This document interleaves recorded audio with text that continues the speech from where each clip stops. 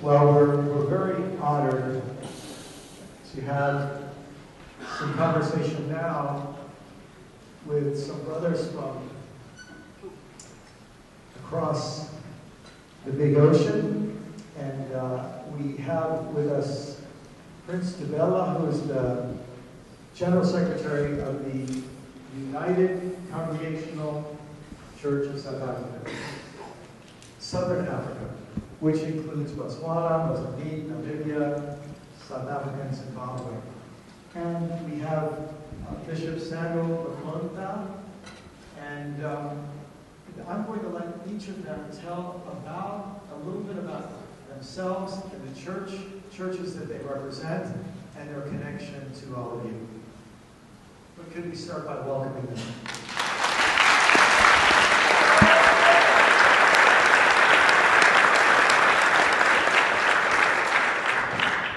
Thank you. My name is Samuel Mkhonta.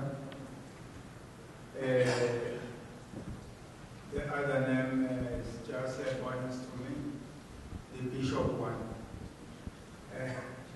I come from Swaziland, from an African institutional church, Mkhonta Zion Church, meaning the new light.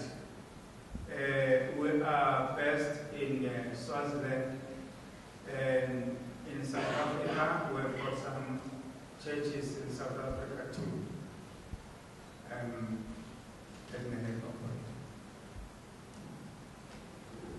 Good afternoon. My name is Prince Dibella. I'm the General Secretary of the United Congregational Church of Southern Africa. I'm married to Cheryl Dibella, who's also a minister of the same church. We, as a church, have a history that goes back more than 200 years.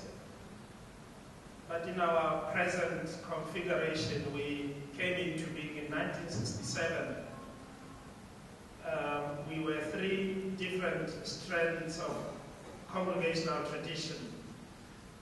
Churches that were formed by the London Missionary Society, and then later on churches that were formed by the American-born mission, and then churches that had been formed by colonial migrants, which had become the Congregational Union of South Africa. Those three churches came together to form the United Congregational Church of Southern Africa. In 1972, churches that had been formed by the disciples of Christ became part of the union and completed the four strands, and that's where we are, and that's how we are a partnership together.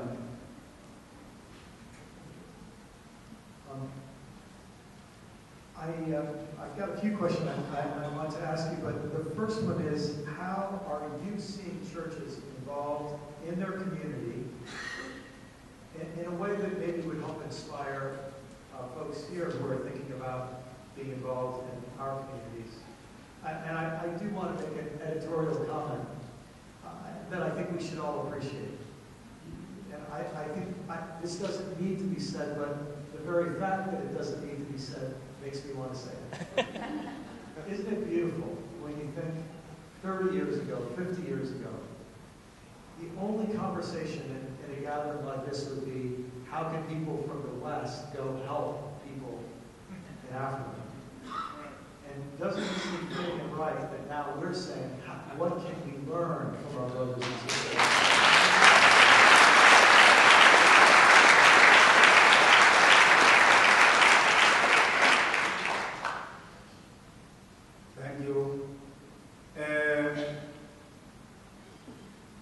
Our church was formed in 1983. What and how is the Church of Kanyabusha involved in the community?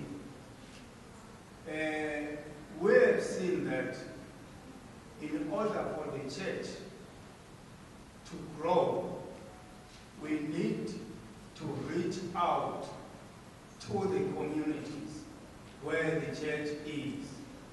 We do this in different ways. We do this through love and care.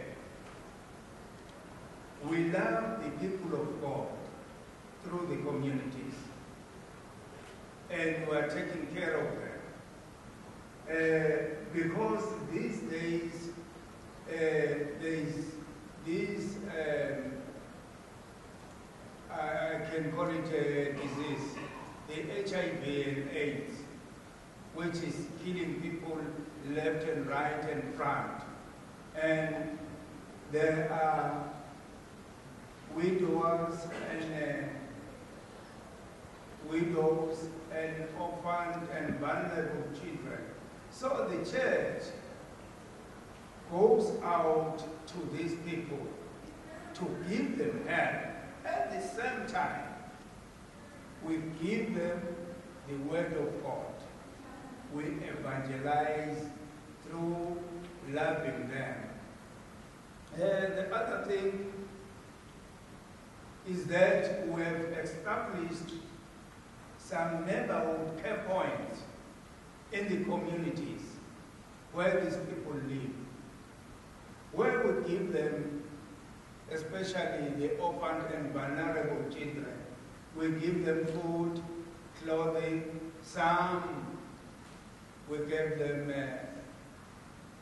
shelter, because some you find them, they are living with an old grannies, they don't have proper shelter. So the church provides something for them. And the other thing is that the church, by doing so, is filling the gap between the government by providing such services to the people. As I've said that people are living, some are living with the HIV, some are affected and some are infected. So we are filling the gap between the government. The church is bringing hope to those people.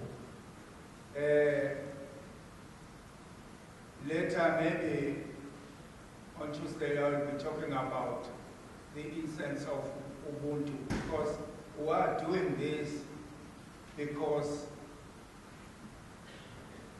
these are human beings. Ubuntu is human.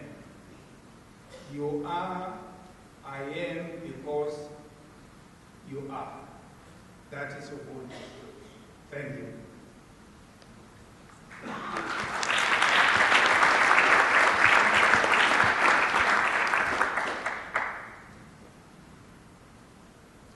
We are referred to as developing countries. And I have a love-hate relationship with this description. I want to embrace it for the moment and say that our countries don't have the kind of infrastructural resources that, for instance, we see in this country. If you go to Botswana, Swaziland, South Africa, these countries that we represent, you will find that the church is at the heart of community. The church is the meeting point. The church is also the connecting point. And we have, in our church, a policy of having a theology of the open church, where anybody is welcome, is invited to the church, because the church is the only place where all are invited without exclusion. I want to make the point that our governments are struggling, for instance, to take services to people, and they often want to partner churches. Politicians may invite people to come to a community meeting, for instance, and they will get 10, 20 people. But if a pastor or a bishop calls people and say, let's talk about HIV and AIDS, they'll get 100, 200 people. And so the church, from that point of view, is a strategic partner with government and other organizations that seek to bring wholeness to people. We used to have a phrase, particularly during the days when apartheid was in vogue. We used to have a phrase that said, the church is a site of struggle. In other words, the church is a place where people with particular issues, whether it's bereavement, whether it is HIV and AIDS, whether it is broken relationships, that it is in the church where people can find healing, where people can find somebody to listen to them, and so on. So the church is critical in that sense. I just want to say one more thing. When the speaker at the beginning said to us, think back of your journey, how you got here, it took me to my childhood days. I went maybe longer than he intended us to go. and I remembered that when we were in the youth group in the church that I belonged to, we formed a soccer team. And we used to play with neighboring churches. And later on, the soccer team played with other young people that were not necessarily associated with church. And I have a bosom friend now who is a minister. And the way he came into the church was that this one time we were only 10, and we needed an 11th person to join. And he happened to be just there. So, and from then onwards, he just became part of the team.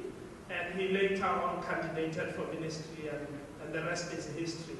So I'm saying that some of the ways through which we try and do mission is through simply meeting human needs.